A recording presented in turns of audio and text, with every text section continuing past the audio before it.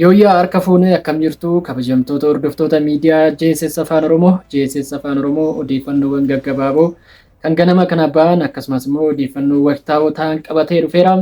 Baga nagaan dhuftan isiniin jenna irra deebi'uudhaan kallattumaan odeeffannoowwan guyyaa har'aaf qabannetti isin dabarsina. Turtii gaarii.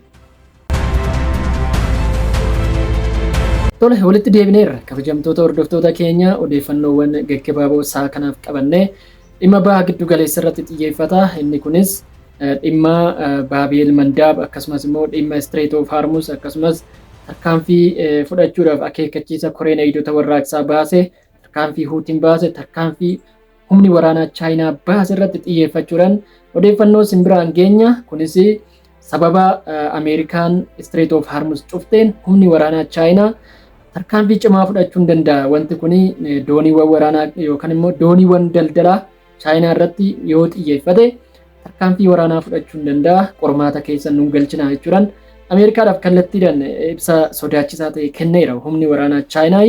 Akkasumas immoo Huutiin tarkaanfiin Ameerikaa fudhachaa jirtu kun Strait of Hormuz cufuu irratti tarkaanfiin ishee kan itti fufu yoo ta'e sa'aatiiwwan keessatti yookaan immoo yeroo muraasa keessatti Baabil Mandaab nan cufa jechuudhaan akeekkachiiseera. Iraanis gama isheen wanti Ameerikaan gochaa jirtu kun gocha waan badeeti yookaan immoo gocha durriyyeen tokko taasisaa jirti. Wanta waraanan goonfachuu hin dandeenye karaa kanaanan goonfadha yookaan immoo karaa kanaanan injifannoo argadha jedhanii yaaduun kufaatii guddaadha jechuudhaan ibsa kan kennanii. Gama kaanin Baabil Mandaab yoo cufame Ameerikaa irratti rakkoo guddaa fiduu akka danda'udha xiinxaltoonni himaa kan jiran jechuudha.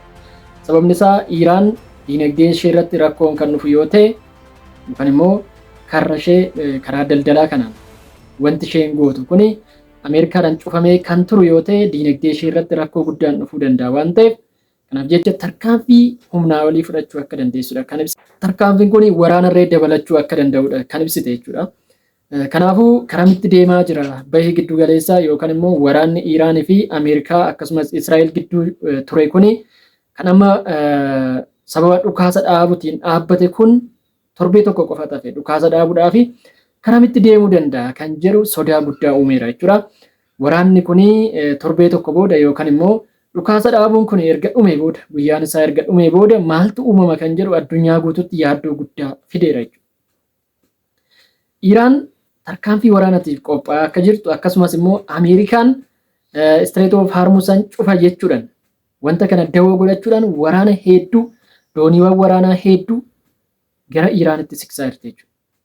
Doonii waraanaa gurguddaan gara Iraanitti siqaa jira. Akkasumas immoo humni waraanaa Iraan Koreen eegdota warraaqsaa wanta kana itti dhiyeenyaan hordofaa akka jiru irra deddeebiidhaan ibsa kenneen beeksiseera. Yeroo barbaachisaa ta'etti tarkaanfii fudhachuu akka danda'udha kan ibse jechuudha. Kanaafuu wanti kun rakkoo fiduu danda'a. Akkasumas immoo boba'aa irratti rakkoon dhufuu danda'a. Baay'ee wanta sodaachisaadha kan dhufaa jiru. Akkasumas humni waraanaa Chaayinaa ibsa mataasaa kennuun waraana Ameerikaa kana akeekkachiisuun isaa waraanicha gara addunyaa sadaffaatti fudhachuu danda'a jechuudhaan xiinxaltoonni hedduun wanta kanarratti haasa'aa jiru jechuudha. Kanaafuu waraanni kun baay'ee sadarkaa hin taanerra yookaan immoo sadarkaa addunyaa guutuudhaaf balaa ta'etti guddateera jechuun ni danda'ama. Gama biraatiin Ameerikaan neetoodhaaf waamicha taasistee turte. Pireezidaantiin Ameerikaa Doonaald Tiraamp guyyaa kaleessaa neetoon wanta kana keessatti akka hirmaatu akkasumas immoo biyyoonni tokko tokko doonii isaanii erguudhaan Strait of Hormuz cufuu kana irratti nu gargaaru. Biriteen dabalata jechuudha. Biriteen maqaa dhaheeti kan dubbate. Yaa ta'u malee mootummaan Biriteen yaada kana hin mirkaneessine akkasumas neetoon immoo halkan kana yaada kennee ture yookaan immoo ibsa baasee ture. Ibsa kennee maal jedhee nuti dhimma Ameerikaan taasisaa jirtu kana keessa hin gallu jechuudhaan gaafii Ameerikaan dhiyeessite kufaa taasiseera.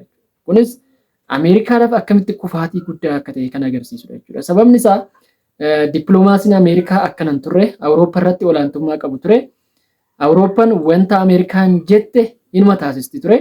Amma garuu waraana Iraan kana booda dippiloomaasiin Ameerikaa yookiin immoo hariiroon Ameerikaa biyyoota Ameerikaa irratti qabdu akkasumas biyyoota adda addaa irratti qabdu kufeera. Kun Iraaniif injifannoo guddaadha. Pireezidaantiin Ameerikaa illee kan maraataa jiruuf isuma kanaaf jechuudha. Dhukkubsataas hin jedhamu, fayyaalessas hin jedhamu gidduutti hafeera jechuudha. Pireezidaantiin Ameerikaa Doonaald Tiraamp dhimmi waraana Iraan kun dhimma guddaa akka ta'e rakkoo keessa akka galche ilaalamaa jira jechuudha. Ammas karaa ba'iisaa dhabeera. Karaa ba'iisaa barbaaddachaa jira. Karaa ba'iisaa kana argachuudhaaf immoo wanti naa taasisuu danda'u meebii karra Iraan kana yoon cufee Chaayinaadha baay'inaan daldala Iraan waliin kan hojjetu dooniiwwan Chaayinaati kan qabamanii yeroo san Chaayinaan rakkoo dinagdee isheetiif jecha yookaan immoo faayidaa isheetiif jecha Iraan irratti dhiibbaa gooti. Iraan yaada Ameerikaan dhiyeessite kana akka fudhattu dhiibbaa gochuu dandeessi herreega jedhudha jechuudha. Ameerikaan kan qabdu yeroo kanatti. Yaa ta'uti Chaayinaa faallaa kanaan Iraan irratti dhiibbaa gochuu osoo hin taane humni waraanaa Chaayinaa ibsa kenneera. Ibsa kanaan Ameerikaan adabattee taa'uu qabdi. Dooniiwwan daldalaa koo irratti uggurri tokko taasifamuu qabu. Wanti kun ni taasifama taanaan nuti waraana keessa galuu hin barbaannu garuu faayidaa keenya ni eegsisna jechuudhaan akeekkachiisa kallattii ta'e kenneera. Kanaafuu karaa kanaanis Ameerikaan akka milkoofne kan agarsiisu. Gama biraan Israa'el wanta kana irratti yaaddoo akka qabdudha.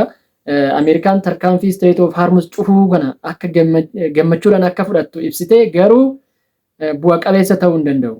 Sababni isaas qaama yookaan immoo biyya guyyaa 40 boombii irratti roobsinee dadhabne kana karaa ugguraatiin injifanna jedhanii yaaduun bu'aan qabu jechuudha. Ministeeronni Israa'el ibsaa kan jiran jechuudha. Kanaafuu karaa kanaanis Ameerikaan hin milkoofti moo hin milkooftu kan jedhu gaafii guddaa keessa jira ammas. Gama biraatiin immoo Huutiin Iraaniin kan ajajamu guutumaa guututti amma Baabeel Mandaab cufuudhaaf dhaadateera. Sa'aatiiwwan keessatti yookaan immoo yeroo barbaachisaa ta'etti wanti kun barbaachisaa ta'ee yeroo natti mul'atetti nan cufa jedheera jechuudha. Baabeel Mandaab yoo cufame Ameerikaan gara tarkaanfiitti deemti. Doonii waraanatti ergiti, Huutii irratti waraana banti, gaafsan Iraanis gara waraanatti deebiti jechuudha. Kanaaf wanti kun wanta walxaxaa ta'edha. Waraanichi irra deebi'uu danda'a. Ameerikaan dooniiwwan hedduu dooniiwwan waraanaa gara Iraanitti butaa jirti. Iraanis akkasuma wanta kana itti dhiyeenyaan ilaalaa akka jirtu akkasumas immoo tarkaanfii barbaachisaa ta'e yeroo barbaaddetti fudhachuu akka dandeessu ifa gootee jirti. Kanaafuu adeemsi kun baay'ee adeemsa sodaachisaadha.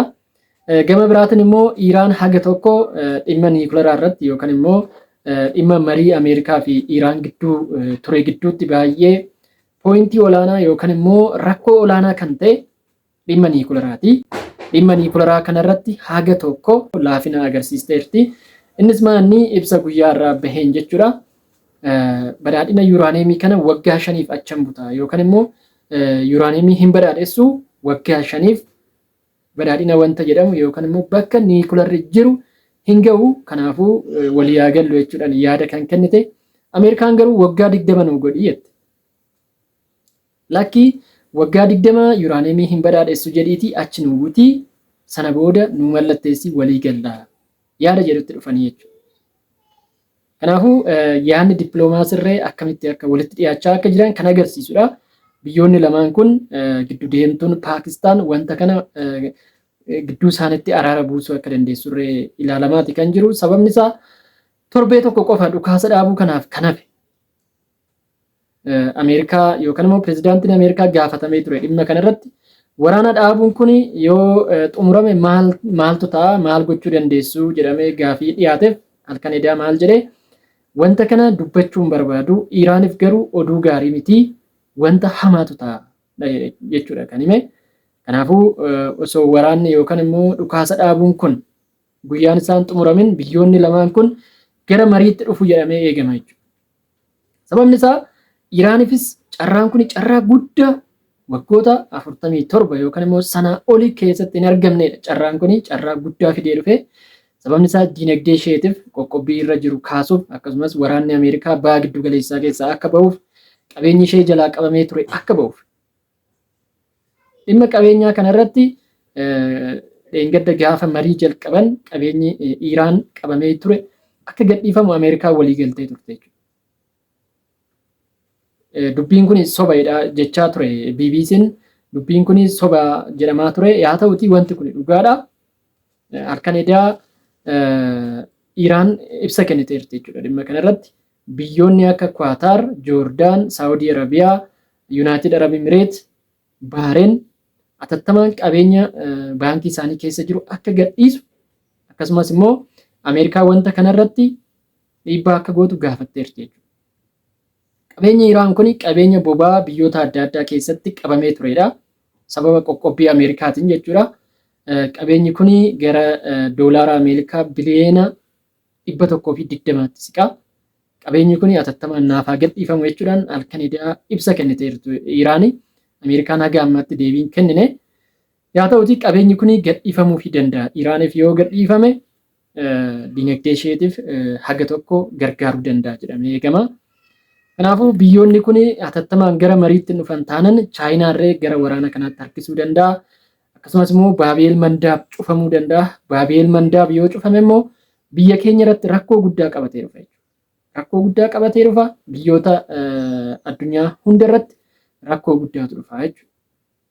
Kanaafuu Ameerikaan kaalkuleeshinii adda addaa hojjetteerti. Kaalkuleeshinii sadeen tokko hojjetteeti daandii kana kan cufte.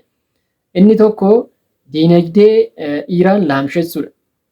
Diinagdeen Iraan yookaan immoo Iraan daldala akka hin hojjenne biyyoota kam waliinuu daldala akka hin hojjenne akka hin gurguranne akkasumas immoo akka hin binne taasisuudha.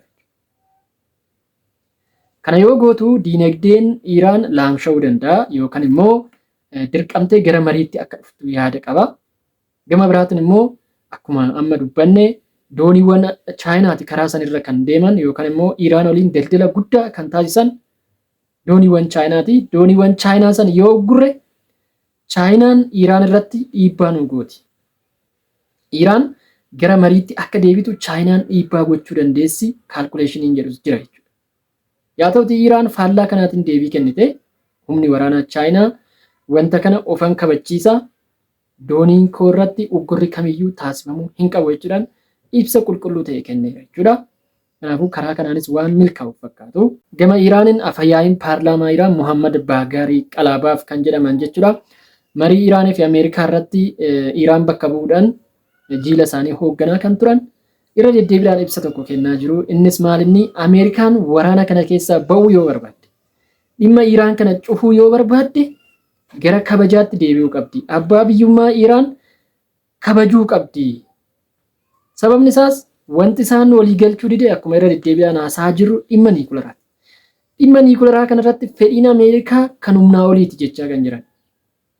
Akkamitti humnaa ol ta'e yaadni isaan kennaa jiran niikulaaraa Iraan keessatti badhaadhessuu akka hin danda'amne yookaan immoo gara biyyoota baha giddu galeessaa kanatti dhuftanii maallaqa mataa keessaniitiin biyya tokko filattanii achi keessatti nuti kan isinii hordofnu dhaabbata niikulaaraa tokko isinii dhaabne bobaa gabbisuu dandeessu akkasumas immoo hospitaala keessanii fayyadamuu dandeessu qoricha oomishuu dandeessu yaada jedhudha Ameerikaan kan qabdu. Kun immoo birmadummaa Iraan kan tuqudha.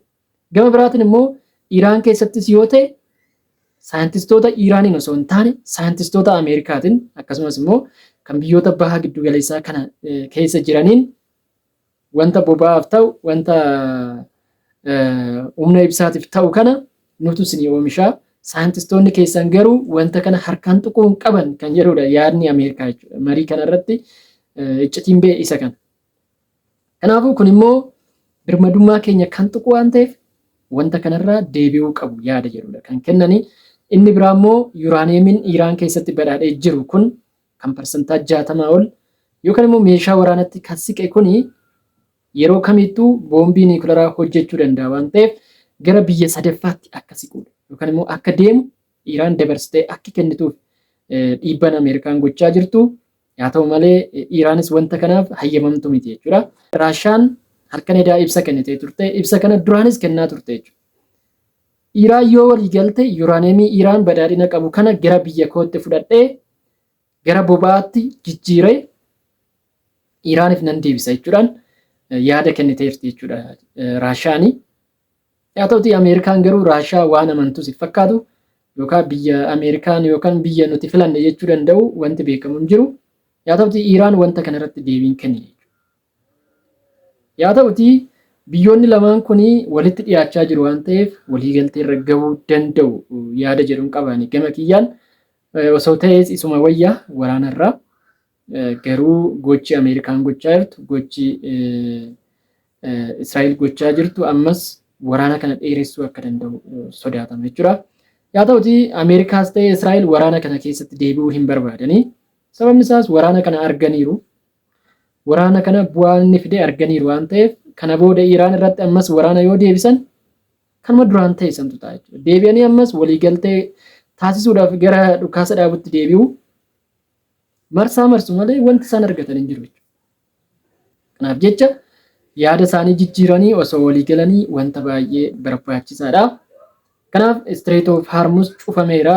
Iraanis tarkaanfii mataa ishee fudhachuudhaaf doorsisaa jirti. Biyyi Ameerikaa deeggartu kamiyyuu dinagdee ishee haaromsuu yookaan immoo guddisuu hin dandeessu jechuudhaan jala sararuudhaan ifa gootee jirti. Kanaafuu dubbiin kun garamitti deema kan jiru walumaan kan ilaallu ta'a. Jala deemnee odeeffannoo jiru isiniin geenya. Kanarraaf qabne kanuma walitti deebinaa sa'aatiiwwaniin booda agasitti bakka jirtan hundatti hamtuun isin hin argin jenne asumaan nagaadhaan.